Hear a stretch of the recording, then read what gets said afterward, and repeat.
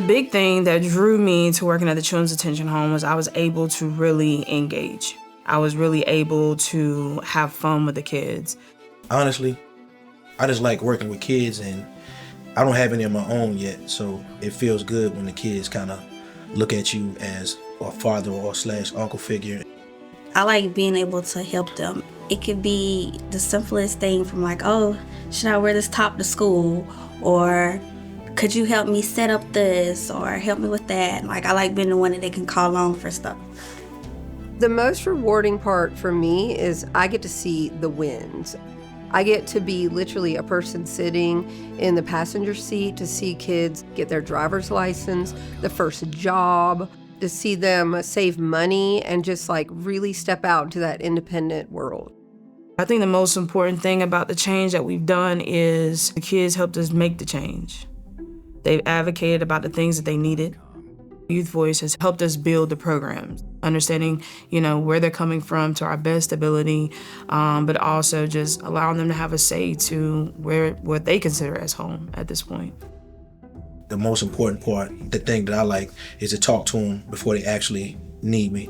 The first time you talk to a kid shouldn't be when they have like this angry outburst moment. You should want to talk to them at their baseline, so it's like you're not a stranger talking to them when they actually need help. So how we've collaborated with our residents, when somebody's asked like what they would like to do, what their hopes and dreams are, I think you're going to have a lot more buy-in with that. They're going to be a lot more excited and really want to do it.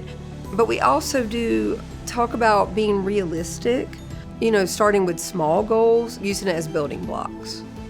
So when they have kind of a good foundation and they can trust and learn to see that we do back what we're saying. For instance, if somebody says, I really would love to get a job, we say, oh, of course. What are some things we have to do in order to get a job? Well, first we have to get an ID. So starting with those really small things can kind of turn into the bigger things. Juggling that and making sure that works all in one accord is one of the most challenging things.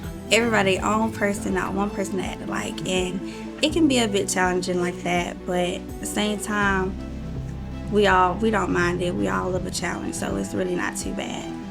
I think the most challenging part of my job for me is when you've done all that you can, but you still ain't found that piece to help them get it.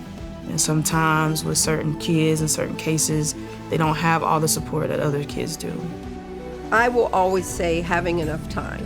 And because we never know how long the resident will actually stay at the home. They could be reunited with family. They could have a different plan. We do as much as we can as quickly as possible. Sometimes in this field, the paper doesn't tell the whole story. People just might see attitude, but when you delve into the history of what, they've been through, you will understand, and it will make you look at it totally, the whole situation totally different. One of the best things to do is when somebody's hungry, you sit down and eat with them. And I would eat in the cafeteria with some of the new residents, and they tell you their whole life story. And a lot of times you get the real story from their perspective. We try to have a lot of empathy. We try to have a lot of understanding. But there's just some things that you just will never understand. A child doesn't want to hear you say, I get it. A child just wants you just to sit there and just listen.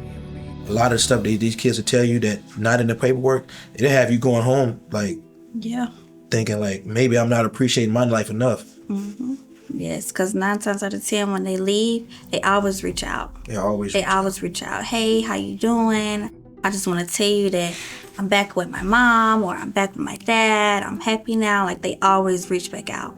And I'm going to tell you, when they leave and they're 25, 23 years old, and they hit you up on Facebook, yes. I just want to thank you for what you've done for me. Here's my daughter, and I'm married. You like seeing those stories about, kids really making it. So I feel like that's what makes us stand out a little more than the average typical group home setting.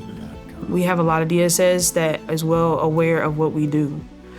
We get a lot of credit and a lot of praise for maintaining a lot of kids. I think the Children's Detention Home has learned that we are very, very proudful of meeting the needs of what is needed for the kids. The home to me is opportunity, because when somebody comes here, like, we're like, what do you want to do?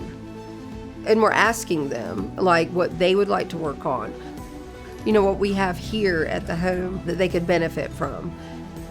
Everybody generally cares for every single kid that stepped through those doors. And you don't really get that everywhere you go. One thing I would share to the home about the home with others would be that if you want to work at a place that actually gives everything they can give to the kids, this is one of those places.